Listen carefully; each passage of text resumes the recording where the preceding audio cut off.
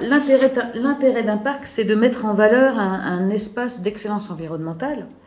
Ça permet aussi de regrouper toutes les collectivités autour de différentes questions de développement local durable, comme par exemple l'économie, le tourisme, la protection bien sûr des ressources naturelles, mais pas que ça, les paysages, le maintien des savoir-faire, le maintien du patrimoine, de la culture locale.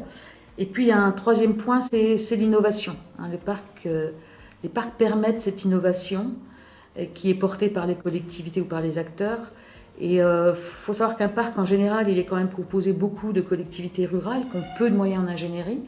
Et c'est vrai que cette mutualisation de moyens en ingénierie au sein du parc permet et donne le courage aussi aux petites collectivités d'innover et de se lancer dans des choses qu'elles ne pourraient peut-être pas faire seules.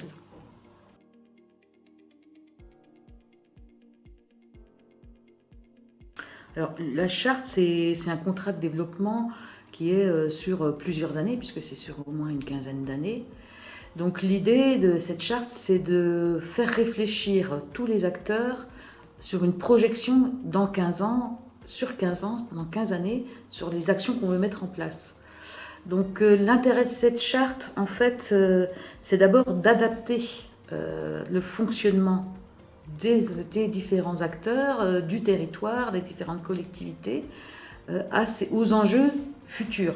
Donc aujourd'hui, un enjeu principal, c'est le réchauffement climatique. Bon, il peut y en avoir plein d'autres. Mais c'est vrai que cet enjeu du changement climatique nécessite qu'on va devoir s'adapter. Et donc cette charte va permettre cette adaptation dans le fonctionnement. Elle va permettre aussi de faire des choix collectifs, de décider collectivement des points améliorés. Et elle va permettre aussi d'identifier des partenariats, des collaborations, des solidarités entre différentes strates de collectivités ou différents acteurs pour toujours être dans l'amélioration continue et se développer en respectant l'environnement d'excellence.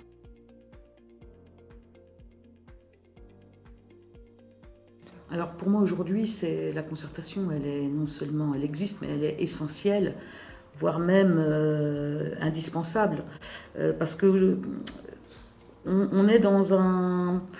Aujourd'hui, la question, ce sont les transitions. Donc il faut passer d'un état à un autre. C'est le changement de comportement.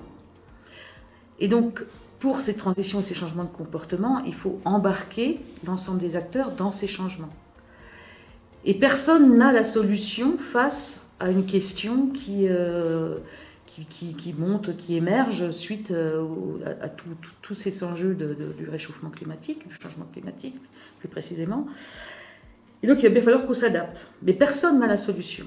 Donc pour qu'on trouve des solutions, il faut réfléchir collectivement et concerter.